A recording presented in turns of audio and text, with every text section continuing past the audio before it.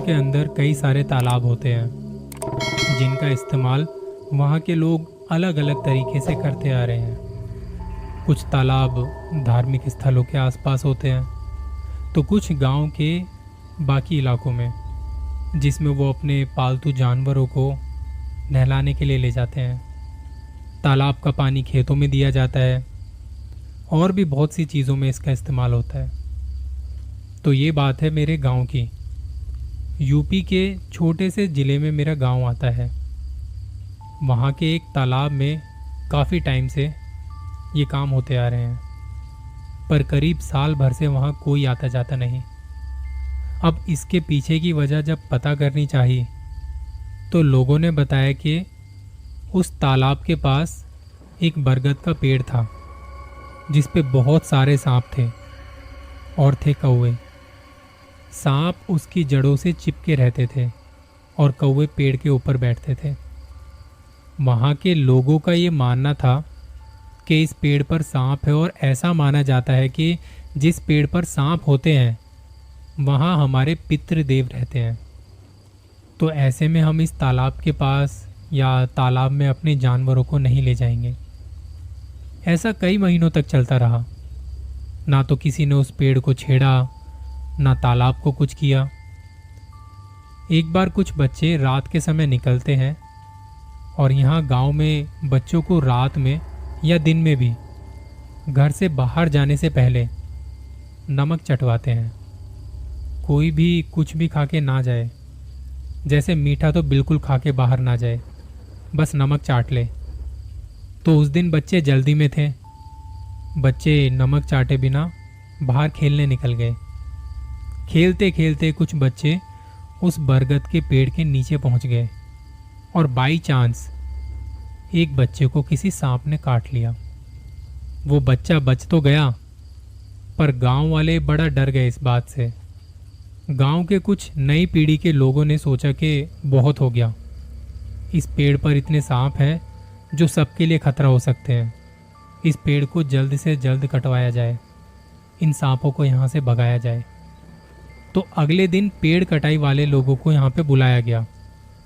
आसपास भीड़ हो गई, पेड़ की जड़ें काटी गई, सांपों को भगाया गया वहाँ से।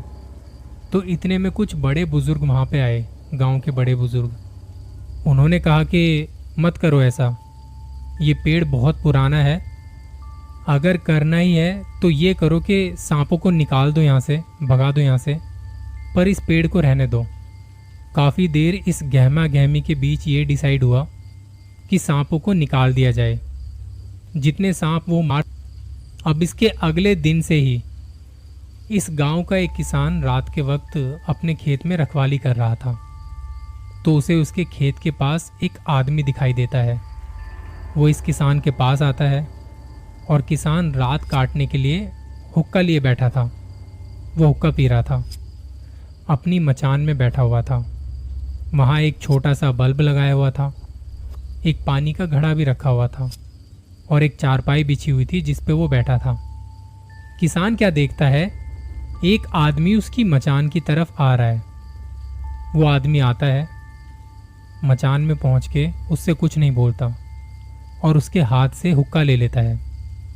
हुक्का पीते ही उसकी आंखें चढ़ सी जाती हैं। किसान बोलता है कौन तू? वो कहता, बस मुझसे यही मत पूछ, हुक्का पीने दे। दोनों हुक्का पीने में लग जाते हैं। वो आदमी कहता है कि अच्छा हुआ जो सांप चले गए।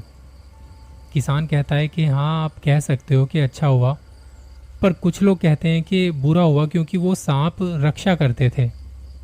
अब तो कौवे भी नहीं बैठते उस पेड़ पे। उस आदमी ने कहा कि अच्छा हुआ, मुसीबत टली। इतनी बात की, हुक्का पिया और वहाँ से वो आदमी चला गया। अगली रात फिर यही हुआ। वो आदमी आया, हुक्का पिया और चला गया। ऐसा हफ्ते भर चलता रहा। एक बार किसान ने पूछ ही लिया कि तू है कौन, रोज आता है, हुक्का पीता है, अच्छा हुआ कह के चला जाता है। नाम क्या है तेरा, कहाँ से आता है? उस आदमी ने कहा कि मैंने तुझसे पहले ही बोला था ना, तू मुझसे ये मत पूछ, ये तेरे भले की बात है, मत पूछ। तू चुप रहेगा, खुश रहेगा, ना तुझे कोई तकलीफ ना मुझे कोई तकलीफ, बस ये मत बोल तो अगले दिन किसान इस बात से बड़ा परेशान, उसने अपने गांव के पंचों को जाके इस बारे में बात की। बताया कि भाई रात में एक आदमी मेरी मचान में आता है, हुक्का पीता है और अच्छा हुआ कह के चला जाता है। ना तो वो अपना नाम बताता है ना कोई पहचान। तो ये बात सुन के गाँव के बड़े बुजुर्ग पहचान गए। हमने कहा था ना वो पेड़ मत काटो, सांपों को मत भगाओ, वो हमारे पितरों की जगह है। सांप वहाँ रक्षा करते थे, सांपों ने उस छलावे को रोका हुआ था। ये तालाब इसलिए बंद नहीं किया गया था कि वहाँ पे सांप आए हुए थे, बल्कि इसलिए किया था कि वहाँ पे छलावा आता है जिसने यहाँ खूब आतंक मचाया हुआ था। वहाँ पेड़ पर वो सांप और कौवे कहाँ से आए इसका तो पता नहीं, पर इतना पता है कि वो उस छलावे को रोकते थे और अब वो छलावा उनके जाने के बाद से आज़ाद हो गया है। किसान को भी लगा कि हाँ वो छलावा ही है, और पंचों ने ये भी कहा कि अगर तूने उसे हुक्का पीने से मना किया तो वो तुझे मार के खा जाएगा और तेरी जगह वो ले लेगा। तेरे घर वालों को तू नज़र आएगा पर होगा वो छलावा ही, तेरे घर वालों की जान भी खतरे में आ जाएगी। ये बात सुन के किसान घबरा गया। वो कहता है कि फिर अब मैं क्या करूं? पंच कहते हैं कि अभी तो तू कुछ नहीं कर सकता, तू अभी उसका विश्वास जीत, उसको आने दे, कुछ मत कर, जैसे चल रहा है चलने दे। अगले 2 महीने तक ऐसा ही चलता रहा। किसान ने उस छलावे के साथ 2 महीने ऐसे ही हुक्का पीते हुए अच्छा हुआ करते करते निकाल दिए। फिर जब धीरे धीरे ठंड बढ़ने लगी, सर्दियों का मौसम आया, तो किसान ने आग जलानी शुरू कर दी रात काटने के लिए। तो जब छलावा उसके पास आया तो उसने कहा कि ये आग मत जलाया कर, मुझे अच्छी नहीं लगती इतनी गर्माहट। किसान ने कहा कि ठीक है, आगे से नहीं जलाऊंगा। छलावा ये सुन के कहता कि हाँ ठीक है, तेरे लिए भी अच्छा है। किसान को लगा कि ठंड से बचने के लिए आग जलाई थी और मुझसे बोल रहा है कि तेरे लिए अच्छा होगा। छलावा कहता है कि काफ़ी दिनों से धीरे धीरे मेरी सेहत में सुधार हो रहा है, पहले से ज़्यादा ताकत महसूस कर रहा हूँ। ये बात सुन के किसान को लगा कि अब कुछ गड़बड़ है या होने वाली है। इसी दौरान खबरें भी आने लगी वहाँ गांव से कि काफ़ी पालतू जानवर गायब हो रहे हैं। किसान अपनी बात रखने के लिए फिर पंचों के बीच पहुँचा। उसने कहा कि बताइए क्या किया जाए, ये बात तो बढ़ती जा रही है, ऐसे तो हम सब खत्म हो जाएंगे। तब वहीं बैठे पंचों में से एक ने कहा, वो आग से डर रहा था ना, तू एक काम कर, अपनी मचान में एक गड्ढा कर, थोड़ा बड़ा सा, और उसमें आग जला दे और उसके ऊपर एक बड़ा सा पत्थर रख, आँच जलने दे नीचे। किसान को 2 दिन लगे गड्ढा करने में। इस बीच छलावा आया और उसने गड्ढा देखा तो कहा कि ये क्या कर रहा है तू यहाँ पे? तो किसान ने कहा कि कुछ नहीं, बस थोड़ा पानी भरने के लिए पानी भर के रखूँगा यहाँ पे। अगले दिन किसान ने गड्ढे में आग जलाई और उस पर बड़ा सा पत्थर रख दिया। पूरे दिन आग जलती रही और उसकी गर्माहट से पत्थर एकदम गर्म हो गया। छलावा आया, उसने हुक्का पिया और चला गया। अगले दिन किसान ने पंचों से कहा, गड्ढा हो गया है, अब आगे क्या करना है?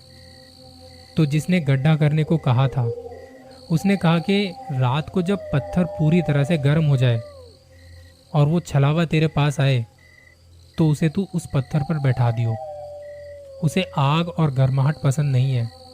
अगर तो तू इसमें कामयाब हुआ तो वो छलावा तुझसे छूट जाएगा, वरना तो वो ऐसे ही आता जाता रहेगा और तेरे साथ आगे चल के कुछ भी कर देगा।